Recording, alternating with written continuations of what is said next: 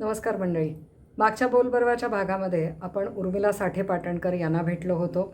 आज तीच मुलाखत आपण पुढे नेतो आहोत, कारण उर्मिलाताईकडे सांगण्यासारख्या खूप गोष्टी होत्या, ज्या एका एपिसोडमध्ये कव्हर करणं शक्य नव्हतं. म्हणून हा आजचा एपिसोड. आजच्या एपिसोडला सुरुवात करूया. मला एक गोष्ट सांगशील उर्मिलाताई, तू शिकलेली या प्रत्येक कलेला तू दुसऱ्यांना शिकवलं पण आहेस, त्यांना बाकीच्यांना उपयोग करून दिला आहेस, तू इतरांना ती शिकवली पण आहेस.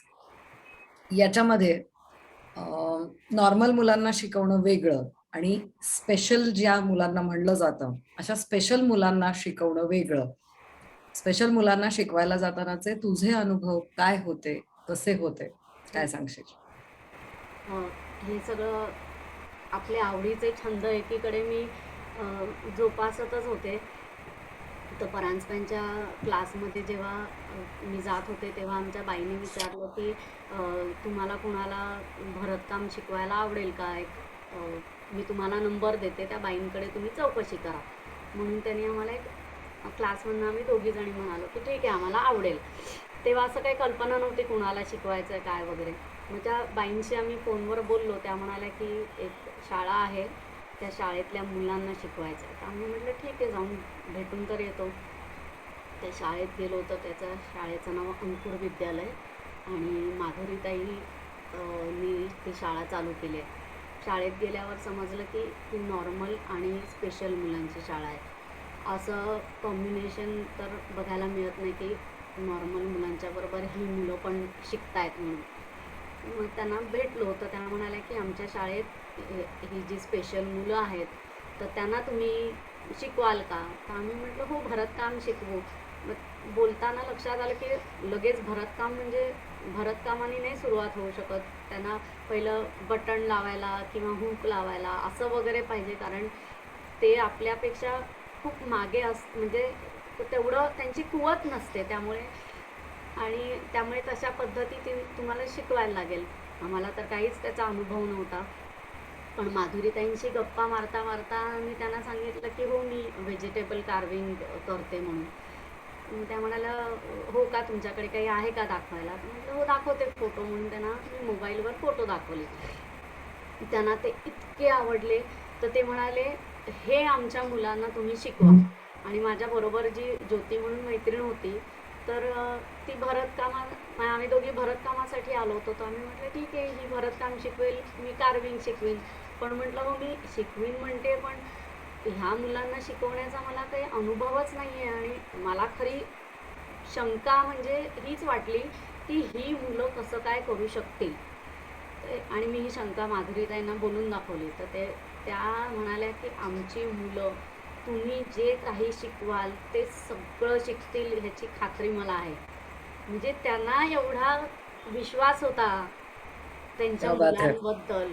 तर म्हटलं मग म्हणजे आपण म्हणजे आपल्याला भीती वाटण्याचं मग काही कारणच नाही.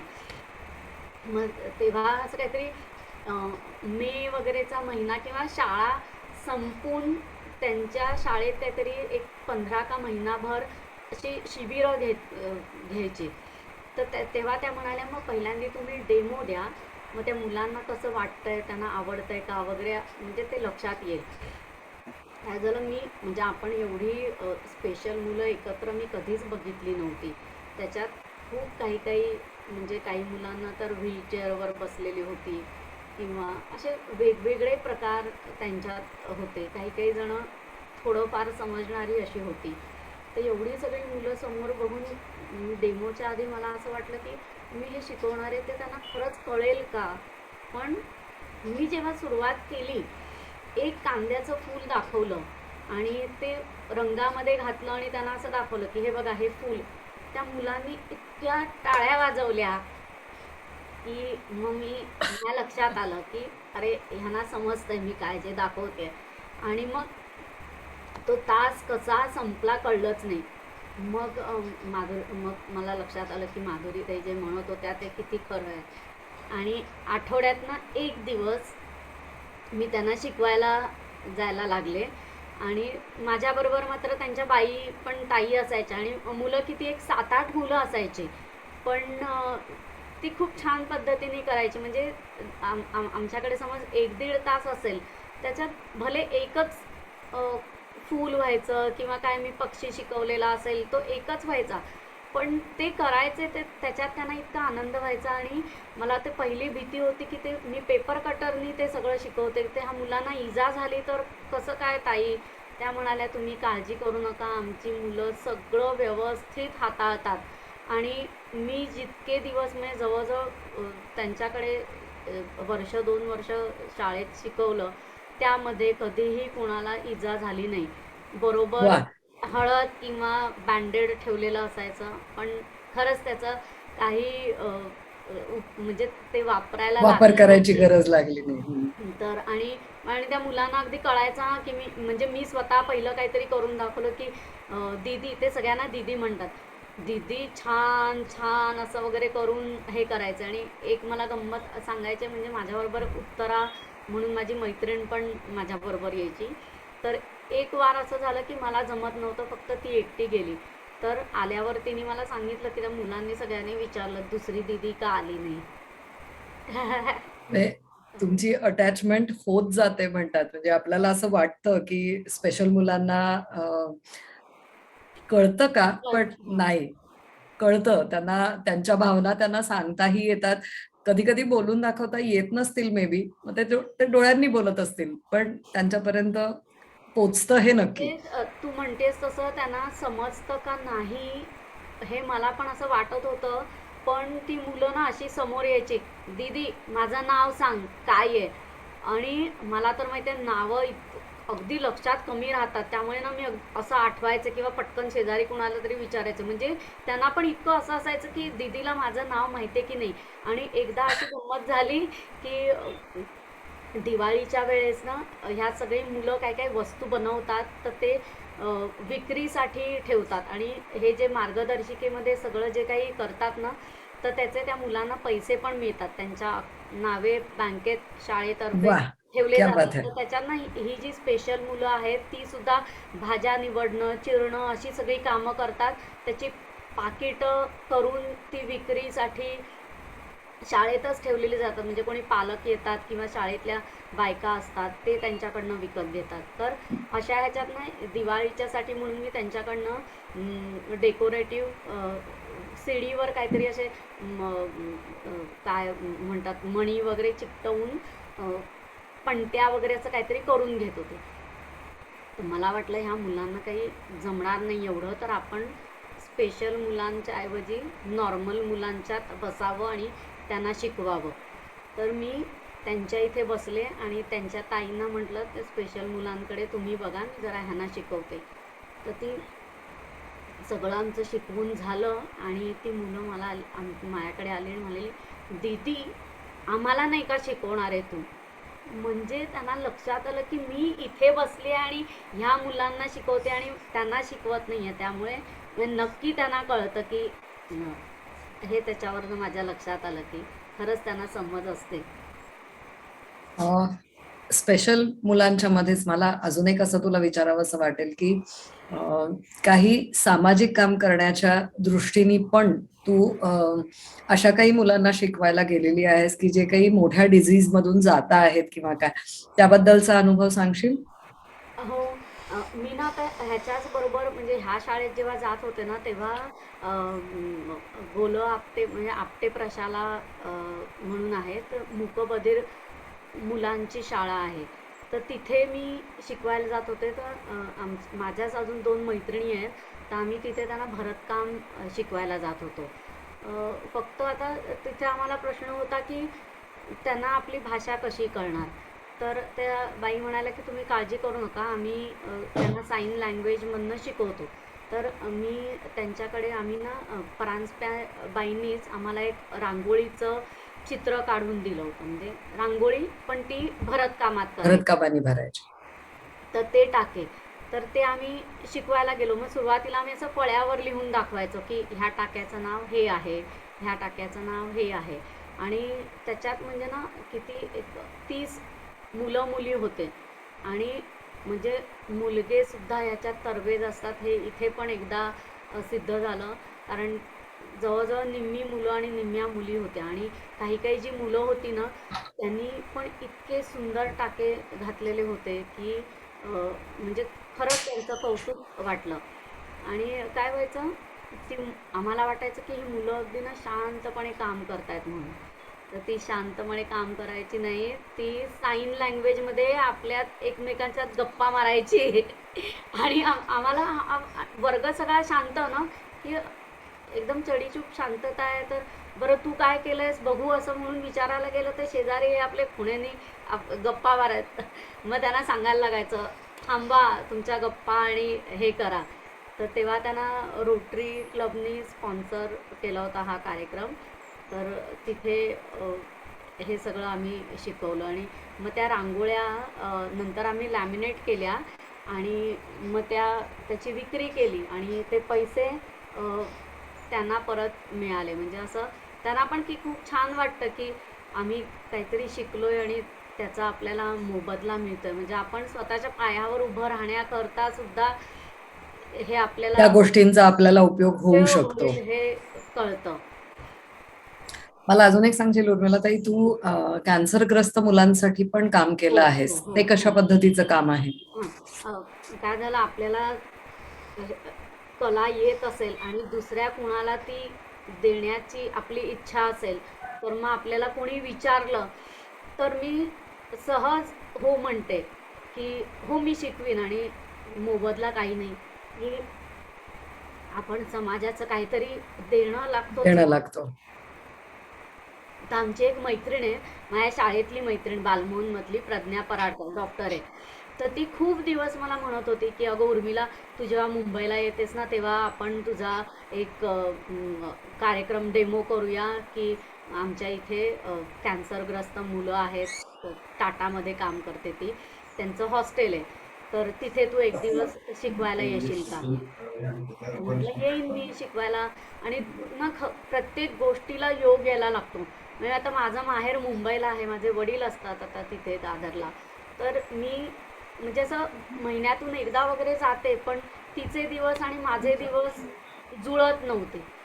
तर मग म्हटलं की पण एकदाचा योग आला आणि तो योग म्हणजे इतका छान योग आला. माझी बहीण लीना पण अमेरिकेहून आली होती आणि ती लहान मुलांचे तिथे क्लासेस घेतेच, त्यामुळे तिला अनुभव आहे.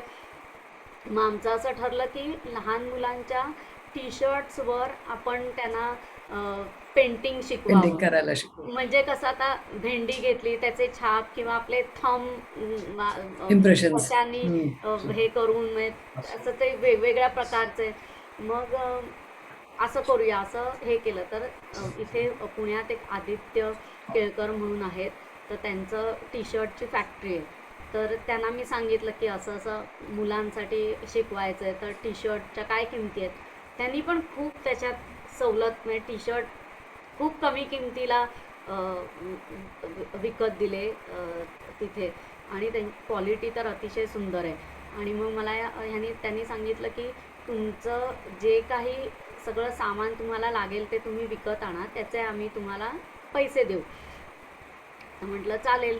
मग मी आणि माझी बहीण गेलो आणि अक्षरशः म्हणजे असं बघून आपल्याला इतकं म्हणजे असं मला मन हेलावलं की तिथे 3 वर्षापासून 18 वर्षापर्यंतची मुलं होती.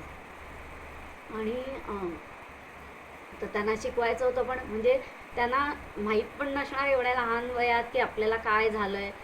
तर ती आपली आनंदाने बागडत होती तिथे आणि मग आम्ही जे शिकवत होतो आणि मग त्यांना ते अंगठ्यानी इम्प्रेशन्स पाडून ते ना, तर ते तर इतकी मजा करत होते ना की एक टी शर्ट संपल्यावर दीदी अभी दुसरा है की आपके पास, मुझे कुछ करना है असं वगैरे विचारत होते. आणि जी थोडी वयाने मोठी मुलं होती ना त्यांचं पण पेंटिंग खूप छान होतं. म्हणजे आम्ही त्यांना ट्रेस करायला सांगितल्या काही गोष्टी टी शर्टवर आणि मग त्यांना पेंट करायला सांगितलं, तर इतकं छान करत होते. आणि तेवढ्यात काय झालं, 2-3 मुलांच्या म्हणजे तिथे आया बसलेल्या दिसल्या. तर आम्ही म्हटलं तुम्हीच आहात, तुमच्याबरोबर तुमची ह्याच्यात मुलं आहेत का? तर म्हणे नाही आमची मुलं ना ट्रीटमेंटला गेले आहेत, त्यामुळे आम्ही इथे नुसतं बसून आहोत. तर मग माझ्याबरोबर त्या दिवशी प्रज्ञा नव्हती, पण तिची एक दुसरी डॉक्टर मैत्रीण आहे ती ते कंडक्ट करत होती. तर मग ती मला म्हणाली की ह्यांनाच जर का आपण सांगितलं की तुम्ही करा तुमच्या मुलांसाठी टी शर्टवर पेंटिंग, तर मग म्हटलं चालेल की त्यांना. आणि आम्ही त्या आयांना म्हटलं की तुम्ही तुमच्या मुलांसाठी करता का? तर त्यांना इतका आनंद झाला की म्हणे "अहो, आम्ही हे कधी केलंच नाही आहे." तर आम्ही म्हटलं ठीक आहे ना, केलं नसेल आम्ही इथे शिकवायला चालू आहे असं म्हणून त्यांनी केलं. आणि त्यांना इतका आनंद झाला ना की आपण मुलांसाठी काहीतरी आज बनवलंय. पण म्हणजे तो प्रसंग आम्हाला खूप काही सांगून गेला. क्या बात है. म्हणजे एकीकडे कला ही तू व्यवसायाचं साधन म्हणून पण त्याच्याकडे पाहिलेलं आहेस आणि दुसरीकडे कला ही सामाजिक बांधिलकी जपण्यासाठी म्हणून देखील तू त्याचा वापर केलेला आहेस. असंच काम छान पद्धतीने तू करत राहा, वेगवेगळ्या संधी तुझ्या समोर येत जावत. आणि कधीतरी असं असतं की एखादी कला ही कला म्हणून त्याच्याकडे जरी नाही बघितलं गेलं तरी त्याचे धागे बालपणाशी जोडलेले असतात असं म्हणलं जातं. हं.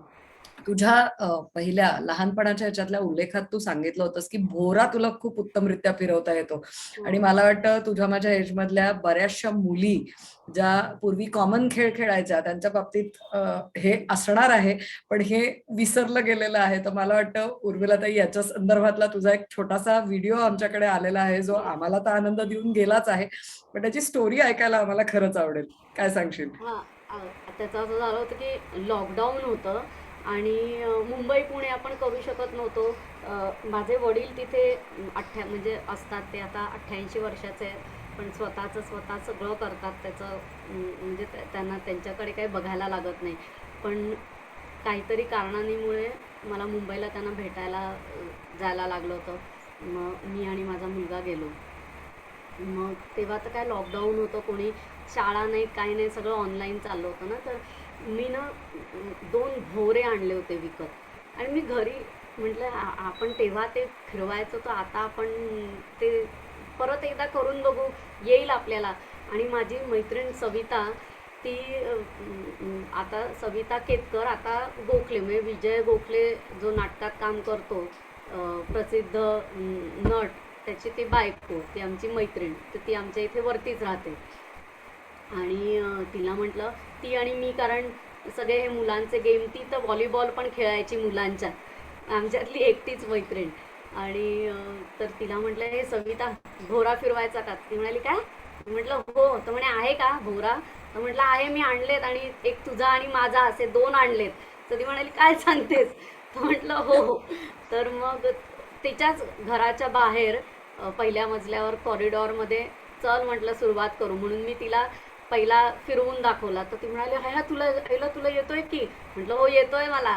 तर म्हटलं आता तू फिरवून बघ. तर एक दोनदा तिला आला नाही, पण तेव्हाची इतका चालवलाय म्हटल्यावर तिला पण आला. आणि मग तेवढ्यात काय झालं, घरातनं विजय बाहेर आला. काय चाललंय तुमचं? म्हणे एवढा आरडाओरडा ऐकू आला म्हणून तो बाहेर आला. तर म्हटलं काय नाही, आम्ही भोवरा फिरवतोय. तर म्हटलं तुला येईल का आता फिरवायला? तो म्हणे बघतो आता मी, असं म्हणाला. आणि मग त्यांनी एक अशी उभं राहून असा टाकतात ना, तसा भोवरा करून दाखवला. तर मग म्हटलं अरे हा नाही आम्हाला येत. आम्ही जो फिरवत होतो ना, त्याचं नाव त्यांनी सांगितलं की ह्याला बायकुडी म्हणतात. म्हटलं हो का? म्हणे त्याच्यात पण. आणि म्हणे आम्ही जे पुरुष उभं राहून फेकून हे करतो त्याला म्हणे पुरुषोडी म्हणतात. मग हे 2 नावं आम्हाला एकदम लक्षात आली. बहुतेक तेव्हा हे आपण ऐकलेत नावं. तर मग त्यांनी ती पुरुषोडी, मग आम्ही पण ते पुरुषोडी जमते का बघायला लागलो. तर अरे काय तेव्हा इतके केलं होतं म्हटल्यावर ते पण आलं. आणि मग तेवढ्यात एक गंमत म्हणजे, तिकडून तिचा मुलगा शूटिंग संपून, म्हणजे आशुतोष गोखले, आता जो टीव्ही सिरियल्स मध्ये तुम्हाला दिसतो, तर तो आला. तर म्हणे हे काय करताय तुम्ही आई आणि मावशी? म्हटलं भोरा चालवतोय. म्हटलं तुला येतो का? तर म्हणाला नाही मला नाही येत. तर म्हटलं अरे काय मग मकरंदमध्ये राहण्याचा उपयोग, तुला भोरा कसा येत नाही? चल तुला आम्ही शिकवतो. असं करून त्याला पण म्हटलं चल घे. आणि मग त्याच्यावर म्हणजे त्यांनी पण मग भोरा फिरवला आणि त्याला पण आला. मग आणि छोटी 2-4 मुलं गोळा केली. त्या सगळ्यांना आमचे जुने आठवणीतले खेळ असतात म्हणजे ते दाखवले. आणि मग ती मुलं एकदम लगेच भोरा भोरा करून फिरवायला लागली. त्यामुळे एकदम खूप मजा आली आम्हाला. क्या बात है. एक म्हणजे विस्मृतीत गेलेली कला खरं तर पुन्हा एकदा तुम्ही सगळ्यांच्या समोर आणून दिलेली आहेत. मला वाटतं आता ज्या बायकांनी, मुलींनी पूर्वी भोवरा चालवलेला आहे, फिरवलेला आहे, त्या सगळ्या बहुधा आता भोवरा, पतंग शोधायला जाणार आहेत असं दिसतंय मला आणि ते प्रयत्न करून बघणार आहेत. पतंग मात्र मला म्हणजे तू आता म्हणाल्यावर आठवलं हं. ते करण्याची इच्छा आहे कारण तेव्हा आमच्या सोसायटीत मुलं वरती पतंग उडवायची पण तेव्हा आम्हाला कधी त्यांनी लुडबुड करून दिली नव्हती. पण हे शिकायचं नाही, राहिलंय. आम्ही सुदैवाने गावी होतो राहायला, त्यामुळे मोठं-मोठं मैदान होतं आणि पतंग एकदम छान उडवता येतो. मला कन्नी पण बांधता येते आणि अरे माझ्या वा, मुलांना पण मी ती शिकवलेली आहे. मस्त. मला एक सांगशील उर्मिलाताई, हं. की जेलचं नाव ऐकलं तरी सामान्य माणसं 4 पावलं एकदम मागं सरकतात. त्यातून नॉर्मल मध्यमवर्गीय तुझ्या माझ्यासारख्या व्यक्ती ज्या असतात, या शक्यतोवर जेलपासून 4 हात काय 15 हात लांब राहण्याचा प्रयत्न करतात. मग मला सांगशील, की ह्या जेलमधल्या स्त्रियांच्या पर्यंत आपण पोहोचावं हे तुझ्या डोक्यात आलं कुठून? किंवा ही संधी तुझ्यापर्यंत आली कशी? आणि तिथे तुला अ, तुझ्या अनुभवाने तुला त्यांना काय शिकवता आलं? हं. म्हणजे असं म्हणतात ना, की कोर्टाची पायरी चढू नये असं म्हणतात. तर आमच्याचकडे माझे चुलत भावंड, काका वकील आहेत आणि माझा मुलगा सुद्धा वकील आहे. तर लहान वयामध्ये त्यांनी प्रॅक्टिस चालू केली. पण आपल्याला अनुभव लागतो. सुरुवातीला तो मुंबईला त्यांनी ज्युनियरशिप केली. मग पुण्यात ज्युनियरशिप केली. आणि मग तेव्हा तो येरवडा जेलमध्ये जात होता पुरुषांच्या ठिकाणी की ज्यांना ज्यांची परिस्थिती नसते आणि वकील मिळत नाहीत तर त्यांची कामं तो करत होता. तर तेव्हा मी त्याला असं विचारत होते की काय रे काय असतं जेलमध्ये म्हणजे तुझ्यासारखी लोक येतात तर अजून असं काही तिथे त्यांना शिकवतात वगैरे असं ऐकलंय तर जरा माहिती काढ ना. तो म्हणाला आई तुला सांगतो मी. मग तेव्हा तिकडे येरवडा जेलला स्वाती साठे मॅडम DIG होत्या. तर त्यांची ओळख होती. तर मग मी त्याला म्हटलं की तू साठे मॅडमना सांग ना की माझी आई असं काही काही संस्थांमध्ये शिकवायला जाते आणि तिला कलेबद्दल आवड आहे तर तिला पण काही शिकवायला संधी मिळाली तर आवडेल जेलमधल्या बायकांना शिकवायला. मग साठे मॅडमशी तो बोलला. मग अ, अ, आम्ही दोघी एकमेकींशी फोनवर बोललो. तर त्या म्हणाल्या चालेल ना आम्हाला म्हणजे हे व्हेजिटेबल कार्विंगबद्दल म्हणजे आवडेल त्या बायकांना तुम्ही जर का शिकवायला आलात तर. पण मी जेव्हा शिकवायला जायचं असं पक्क झालं तेव्हा आपण असं मैत्रिणींना सांगतो ना हे मी असं असं ह्या ठिकाणी शिकवायला जाणार आहे. तेव्हा मला कितीतरी जणांनी सांगितलं की म्हणजे कशासाठी चालली आहेस तू म्हणजे काय गरज काय आहे तुला तिकडे जाऊन शिकवण्याची आणि ते सुद्धा तू व्हेजिटेबल कार्विंग शिकवतेस म्हणजे तुझ्या हातात पेपर कटर्स असणार त्या बायकांना पण तू पेपर कटर देणार त्यांनी तुला काही केलं तर तुला इजा केली तर वगैरे. मग मी माझ्या मुलाला आणि नवऱ्याला म्हटलं की अरे मला असं लोक सांगतायत म्हणजे मी खरं घाबरले नाही आहे पण ह्यांचं ऐकून मला जरा असं भीती वाटते की मग साशंक वाटतंय. असं की म्हणजे जाऊ का नको. ते दोघं म्हणाले तू ठरवलेलं आहेस ना आणि मॅडमनी पण तुला बोलवलेलं आहे काहीही ह्याच्यात विचार बदल करायचा नाही बिनधास्त जायचं. मग पद्मा तळेकर म्हणून माझी मैत्रिणी जी माझ्याकडे कार्विंग शिकली होती आणि तिला मी विचारलं की तू माझ्याबरोबर येशील का. तर ती म्हणाली अगं मी नुसतं शिकले तुझ्याकडे नंतर काहीच केलं नाही आहे. म्हणून म्हटलं ठीक आहे तू माझ्या मदतीला म्हणून आलीस ना तरीसुद्धा मला आवडेल. चालेल. हं. तर मग पण आधी काय झालं होतं ह्या बायकांसाठी एक डेमो दिला होता म्हणजे त्या बायकांना आवडत आहे का नाही वगैरे ह्याच्यासाठी बघण्यासाठी म्हणून. म्हणून. तर तो डेमो त्यांना इतका आवडला 50 एक बायकांनी नावं दिली की आम्हाला शिकायचं आहे म्हणून. म्हणजे मला पण आश्चर्य वाटलं की म्हणजे खरंच बायकांना हे शिकायचं होतं. मग ते शिकायचं म्हटल्यावर मग तिथे जी एक सोशल वर्कर आहे हिना म्हणून तर ती मी आणि अजून एक मॅडम आहेत त्या आमच्या अशा चर्चा म्हणजे बोलणी सुरू व्हायची की कुठली तारीख काय कारण जेलमध्ये जाण्यासाठी खूप परवानग्या लागतात आणि असं बरं.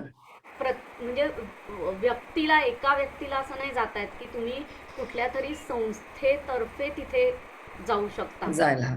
मी म्हणून गेले असं होत नाही, एन जी ओ मार्फत किंवा असं. पण इथे केवळ साठे मॅडमची ओळख त्या DIG होत्या, त्यांच्यामुळे माझं सगळं कामं बरोबर. पटापट झाली आणि मला काही असं खूप म्हणजे बाकीच्या गोष्टी करायला लागतात तसं सोपेपणाने माझं काम होत गेलं. मग त्यांनी मला सांगितलं होतं की तुम्ही जेवढी कटर आणाल तेवढी ती मोजून आणायची, किंवा भाज्या फळं म्हणजे आम्ही म्हणजे जेलचा आपण फोटो बघतो सिनेमात वगैरे असं, आणि मग ते दार उघडतो आत जातो, तर ते प्रत्यक्षांच्या बरोबर झालं. म्हणजे त्या दिवशी आम्ही जेव्हा गेलो होतो तेव्हा ते एक दार म्हणजे कुलूप असतं, त्यातनं आत गेलो, मग आमची नावं लिहिली गेली, आमच्या बॅगेमध्ये काय काय आहे त्या वस्तू सगळ्या तपासल्या गेल्या, किती वाजताची वेळ ते त्याची नोंद केली. आणि मग आतमध्ये गेल्यावर मला सांगितलं होतं त्यांनी की तुमच्याकडे जेवढे कटर तुम्ही आणलेत तेवढेच तुम्ही ते गोळा केले पाहिजेत. तर मग मी त्यांना सांगितलं की ती जबाबदारी तुम्ही फक्त माझ्यावर देऊ नका, मला इथे बायकांची नावं माहीत नाहीत आणि तिथे नावं पण विचारायची नसतात आपण, आणि बरोबर. तुम्ही काय गुन्हा केलाय म्हणून आलाय हे पण विचारायचं नसतं. आणि हे एवढा तो कॉमन सेन्स आहे की काहीतरी गुन्हा झालाय म्हणून त्या बायका आल्या, तर त्यांना कशाला विचारायचं की तुम्ही कशासाठी आलाय म्हणून, तुमचं जे काम आहे ते करा आणि बाहेर जा ना. तर त्यामुळे मी त्यांना म्हटलं की तिथे, आणि आमच्याबरोबर ती सोशल वर्कर आणि त्यांचे पदाधिकारी शेजारी बसलेल्या असायच्या. तर मग त्या बायकांना कुठे मध्ये जायचं असेल म्हणजे जेवणाची वेळ असेल किंवा काही, तर मग त्या त्यांच्याकडे ते कटर जमा करायच्या आणि जायच्या. आणि त्यांना इतकं आवडलं, मी 2 दिवस तिथे त्यांना ते शिकवलं आणि त्यांना ते खूप आवडलं म्हणजे. आणि तेव्हा माझे TV वरचे कार्यक्रम झाले होते, तर ओळख देताना म्हणजे माझी माहिती देताना सांगितलं ना, तर मग 1-2 बायका त्यातल्या मला म्हणाल्या की मॅडम आम्ही तुमचा कार्यक्रम बघितला आहे. ते ऐकून मला पण खूप छान वाटलं. आणि मग त्या मला म्हणाल्या की आम्हाला नवीन काहीतरी शिकायला मिळालं आणि तुमच्यासारखे बरेच जण इथे शिकायला म्हणजे शिकवायला येतात, आणि त्याचा आम्हाला खूप फायदा होतो असं त्यांनी मला सांगितलं. तर ते शिकवून झाल्यानंतर बराच काळ गेला. मग साठे मॅडम नागपूर सेंट्रल जेलला आहेत आता DIG म्हणून. तर असंच काहीतरी फेसबुकवर मी काहीतरी कार्विंगचे फोटो पाठवले होते वगैरे असं, आणि मग त्याच्यावर त्यांनी विचारलं काय येणार का आमच्या इथे शिकवायला. तर मी म्हटलं खरंच तुम्ही विचारताय का, आणि मग आमचं फोनवर व्हॉट्सॲपवर बोलणं झालं, मॅडम तुम्ही खरंच मला बोलवताय का. तर म्हणाला हो मी खरंच विचारते. पण तो काळ म्हणजे कोरोनाचा काळ होता आणि म्हणजे कोणीच कुठे जात नव्हतं ना. तर मग मी त्यांना म्हटलं की मग अशा ह्याच्यात कसं काय. तर म्हणे नाही तुम्ही येऊ शकता, तुमची वॅक्सिन झाली आहेत ना. तर म्हटलं हो. तर म्हणे आमच्या इथे पण आमच्या बायकांची वॅक्सिन झाली आहेत. मग माझा मुलगा आणि नवरा म्हणाले की जा. तर म्हटलं पण तेव्हा त्या मला म्हणाले की तुम्हाला जेवढे दिवस शिकवायला जमणार असेल तेवढे दिवस जा, कारण आता नागपूरला म्हणजे काय 2 दिवसासाठी गेलोय आणि आलोय असं नाही ना. तर मग हे चालू असताना मी माझ्या भावाला पण सांगितलं, माझा चुलत भाऊ तिथे असतो, की अरे असं असं बोलवतात. तर म्हणे अरे मग काय वाट बघते, ये इथे, मी वाट बघतोय, आमच्याकडेच उतरायचं वगैरे असं मला म्हणाला. कारण हे सगळं सोय जेलतर्फे करणार होते. पण मग मी माझ्या भावाकडे उतरले. मग घरचे म्हणाले जा म्हणे. आणि आता मुलं आणि मोठं झाल्यावर घराकडे बघणं हे काही म्हणजे ते आपापलं करू शकतात एवढं मोठं झाल्यावर. तर मग मी जवळजवळ 12 दिवस तिथे गेले शिकवण्यासाठी. हो. आणि म्हणजे इतके दिवस शिकवण्याचा माझा हा पहिलाच अनुभव पहिला आणि प्रसंग. खूप छान वाटलं. फक्त तेव्हा काय झालं होतं, साठे मॅडमच्या पायाची सर्जरी झाली होती, त्यामुळे त्या येऊ शकत नव्हत्या. पण त्यांची तैनात सगळी छान म्हणजे त्यांची पाहुणी म्हणून मी तिथे गेले होते, त्यामुळे मला आणणं सोडणं वगैरे सगळ्याची जबाबदारी घेतली होती आणि सगळे असे छान माझ्याशी वागायचे बोलायचे. तर तिथे गेले मी तर पहिल्यांदी माझ्या इकडनं मी काय काय शिकवणार आहे वगैरे ते सगळं घेऊन गेले होते, कारण त्या बायकांना कसं कळणार ना की मी काय शिकवणार आहे. तर मग मी ना आपले खणाची तोरणं असतात हल्ली खूप आपल्या इथे ती पॉप्युलर मिळतात. आहेत खूप. म्हटलं हे शिकवूया म्हणून मी खणाची तोरणं बरोबर नेली होती. नंतर आपले हँड टॉवेल्स असतात ना टर्किशचे, तर त्याला ना एक अशी पांढरी पट्टी लावली होती आणि त्या पांढऱ्या पट्टीवर भरतकाम केलं होतं. आणि मग ती पट्टी नंतर शिवायची आणि मग तो आपला हँड टॉवेल तयार होतो. मग त्याचं एकदम चेहरा मोहराच बदलतो ना, एकदम बदलून छान जातो. दिसतं. म्हणजे त्यात त्यांना भरतकाम शिकवून होईल. मग मी फेल्टचे काही गोष्टी करते. तर त्याच्यात पक्षी केले होते फेल्टचे आणि आपण सुई ज्याच्या इकडे तिकडे पडतात किंवा रिळालाच टोचतो, तर त्याच्याऐवजी फेल्टचे काही भाज्या किंवा फळं ह्यांचे आकार करून ते बनवलं होतं. तर ते घेऊन गेले. तर ह्या सगळ्या गोष्टी त्यांना दाखवल्या. तर मग तेव्हा जवळजवळ 70 बायका आल्या होत्या, की मी काय शिकवणार आहे असं हे करायला. पण प्रत्यक्ष काहीतरी 25 एक बायकांनी, ते 70 एनरोलमेंट बायकांनी केलं. नावं नोंदवली आम्हाला शिकायचंय म्हणून. पण प्रत्यक्षात 20-25 बायका शिकायला आल्या तिथे. आणि मग प्रत्येकीला जी काही आवड आहे, तर म्हणजे ते 3 गटांमध्ये त्यांची विभागणी केली, की अमुक अमुक जणांना असं शिकवू म्हणून. आणि मग शिकवायला सुरुवात झाली तर, आणि आम्हाला असं होतं की 10 दिवसात एवढ्या सगळ्या वस्तू शिकवायच्या आहेत. तर पहिल्या दिवशी असं झालं की त्यांचं जे शिवणाचं मशीन होतं ते चालत नव्हतं. त्यामुळे टीप वगैरे नीट येत नव्हती. तर मी म्हटलं, अगं काय हे कसं शिवलंय? तर म्हणे, काय करणार मॅडम, बघा ना मशीन चालत नाही आहे. पण मग लगेच त्या अधिकाऱ्यांना तिकडे सांगितल्यावर त्यांनी लगेच ते मशीन दुरुस्त करून दिलं. आणि त्या बायका मला म्हणाल्या की मॅडम, की बऱ्याच जणी त्यातल्या हिंदी भाषिक पण होत्या. म्हणे, मॅडम तुमची आणि आमची ओळख होऊन 2 दिवस आम्हाला फक्त द्या, मग आपलं एकदम सगळं चांगलं होईल. आपल्याला जी तारीख दिली आहे त्याच्या 1 दिवस आधी सगळ्या वस्तू आपल्या तयार असतील. इतकं त्यांनी विश्वास दाखवला. आणि अक्षरशः अगदी खरंच तसंच, म्हणजे पहिले 2 दिवस आमचं चाचपण्यात गेले. तर त्याच्यात एक जी तिकडची बाई होती, तर तिला मी सांगितलं की तू एक काम करशील का, कारण मी एकटीच शिकवायला आणि इतके प्रकार शिकवायचे होते ना, की हे जे सगळं ट्रेसिंग जे लागणार आहे, तो तू एका बाजूला बस, मी तुला सगळी डिझाईन्स देते आणि त्या पट्ट्यांवर तू सगळी डिझाईन्स मला छापून प्रेस दे. करून दे. हं. तर तिने मात्र ते सगळं केलं. आणि अजून एक त्याच्यात प्रकार शिकवला, म्हणजे तेव्हा गणपती येणार होते. मी 15 ऑगस्टच्या दरम्यान गेले होते. तर गणपतीला लागतील म्हणून उपरणी पण मी करून घेतली त्यांच्याकडनं. तर ते सगळं त्या एका बाईनी छापून मला दिलं. आणि मग त्यांना अशा ग्रुपनी बसायच्या बायका. आणि एक असा मोठा वर्ग वर्ग म्हणते मी त्याला, असं मोठी जागा होती. तर तिथे मी असायचे, ह्या सगळ्या बायका सतरंजी घालून बसलेल्या असायच्या, त्यांची एक अधिकारी बाई असायच्या आणि एक मीनाक्षी म्हणून त्यांची जी सोशल वर्कर आहे, त्या माझ्याबरोबर असायच्या. आणि असं आमचं काम चालू असायचं. जवळजवळ सकाळी 10ला मी जायचे, ते दुपारी 2पर्यंत माझी वेळ असायची. मी शिकवायचे. आणि ना, मी आता जायला निघाले की मी घड्याळात बघितलं, आता 2 वाजलेत. 1:30 वाजल्यापासून मी सांगायला सुरुवात करायचे, चला आता 2 वाजत आलेत, हां आपल्याला बंद करायला लागणार आहे. आणि मी जायला लागले की त्या म्हणायच्या, मॅडम जरा रुको ना, ये इतना तो दिखा के जाओ, तो बाद में ये हम कर सकेंगे. म्हणजे त्यांची आवड, म्हणजे त्यांना पण ते आवडत होतं, मी शिकवत होते ना. तर त्यामुळे मग, म्हणजे असं लहान मुलं जसं बाईंना म्हणतात ना, बाई थांबा थांबा थांबा, तसं मला असं वाटायचं की अरे ते आम्हाला सांगतायत. आणि मग मी त्यांना सांगायचं की आता मला पण भूक लागली आहे. आणखीन एक गंमत म्हणजे, आल्या आल्या त्यांना चहा प्यायला द्यायच्या. तर मी घरनं, भावाकडनं वहिनी मला सगळं ब्रेकफास्ट करून पाठवायची. तर मग मला ती सोशल वर्कर म्हणाली, ताई तुम्ही ना नाही म्हणू नका, मग त्यांना ना ते वाईट वाटतं की आमच्या हातचं प्यायलं नाही का. मग मी 1-2 दिवस चहा घेतला. आणि मग नंतर त्यांना सांगितलं की मी जेवून खाऊन येते, त्यामुळे मला तुम्ही चहा ऑफर करू नका.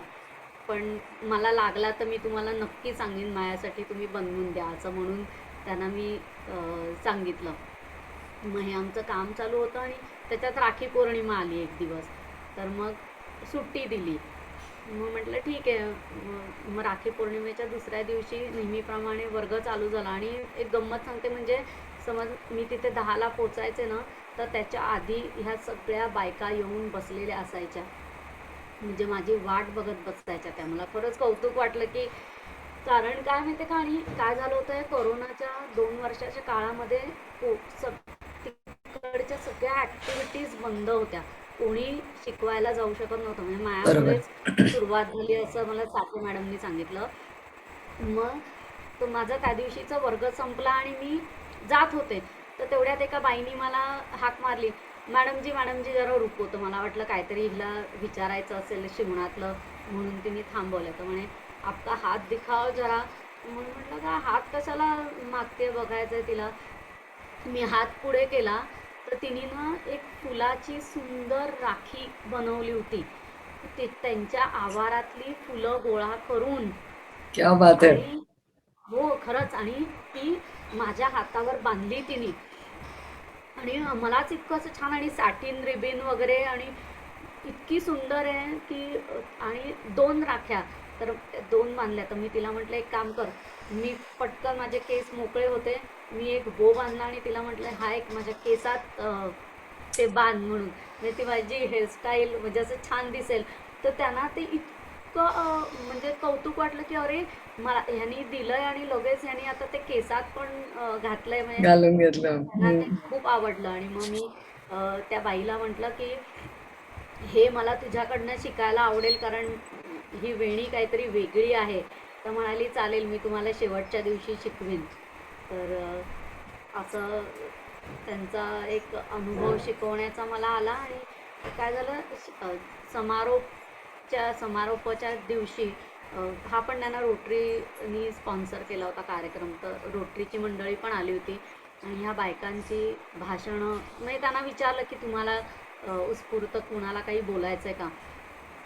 तर एक साधारण 30-35 वर्षाची बाई समोर आली आणि बोलायला सुरुवात केली. तुला खोटं वाटेल, इंग्लिशमध्ये तिने बोलायला सुरुवात केली. आणि मग कळलं की ती IT इंजिनियर म्हणजे ती शिकलेली आहे. आणि काहीतरी कारण झालं असेल म्हणून ते आज ह्याच्यात जेलमध्ये आहे, ती शिक्षा भोगते. पण तिने पण सांगितलं की मी बाहेर गेल्यानंतर हे आता जे काही मी शिकवलंय त्याचा मला नक्की उपयोग होईल. आणि मी सकारात्मक दृष्टीने ह्याच्याकडे बघते. आणखीन अजून एक अशीच उभी राहिली बोलायचं म्हणून. ती तर 5 मिनिटं घडाघडा रडत होती. तर आम्हाला कळलं नाही की ही का रडते. तर त्या अधिकारी बायका तिला म्हणाल्या त्या की तुला रडायचं आहे ना, रडून घे आणि नंतर बोल. तर त्या दीपा आगे म्हणून मॅडम आहेत मुख्य. तर तर त्या तिथे होत्या. तर त्या म्हणाल्या की वेळ घे आणि मग बोल. तर तिने असं सांगितलं की मी जेव्हा जेलमध्ये आले तेव्हा माझं शिक्षण चाललं होतं, आणि शिक्षण चालू असतानाच मी जेलमध्ये आले. तर मला आता असं वाटलं की माझं आता कसं होणार, शिक्षण तर पूर्ण होणार नाही, बाहेर गेल्यानंतर मी काय नोकरी धंदा किंवा कोण मला नोकरी पण देणार नाही, कसं होईल. पण म्हणे मॅडम आज मी इतके प्रकार आम्हाला शिकवलेत की नक्कीच ह्याच्यातनं शिवण म्हणा, भरतकाम काहीतरी करून मी स्वतःचा चरितार्थ चालवू शकीन असं सांगितलं. आणि मग काही जणी अशाच मी शिकवत असताना मी असे त्यांच्यात जायचे, त्यांच्यात बसायचे वगैरे. तर तुम्ही काय करता, कुठनं आले वगैरे अशा काय आपण गप्पा नक्कीच मारणार नाहीत. पण त्यातली एक मला सांगत होती की मॅडम आज हे 10 दिवस आम्हाला पाठ टेकल्या झोप लागते. कारण म्हणे सकारात्मक काहीतरी या गोष्टी करतो, इतके दिवस काहीच करत नव्हतो, त्यामुळे म्हणे इतकं छान वाटतंय. आणि त्यांना स्पेशल परवानगी दिली होती की मी जरी 2 वाजता गेले तरी संध्याकाळी 5 वाजेपर्यंत त्या तिथे बसून काम करत होत्या. वा. आणि त्यांच्या बॅरेटमध्ये तुला माहिती आहे की सुईसुद्धा घेऊन जाऊ शकत नाही आपण, म्हणजे काहीच घेऊन जाऊ शकत नाही. पण त्यातल्या काही 3-4 बायकांना परवानगी दिली होती. तर त्या रात्री 12 वाजेपर्यंत वगैरे सुद्धा काम करायच्या, म्हणजे इतकं त्यांना ते आवडलं होतं. आणि अजून एक त्यांच्यातला गुण मला जाणवला की काही बायका आहेत ना, तर त्या रेशमा आहेत, तर ती पडलेली आहेत, पायदळी जात आहेत, तर तसंच पडून दिलंय आणि निघून जायचं.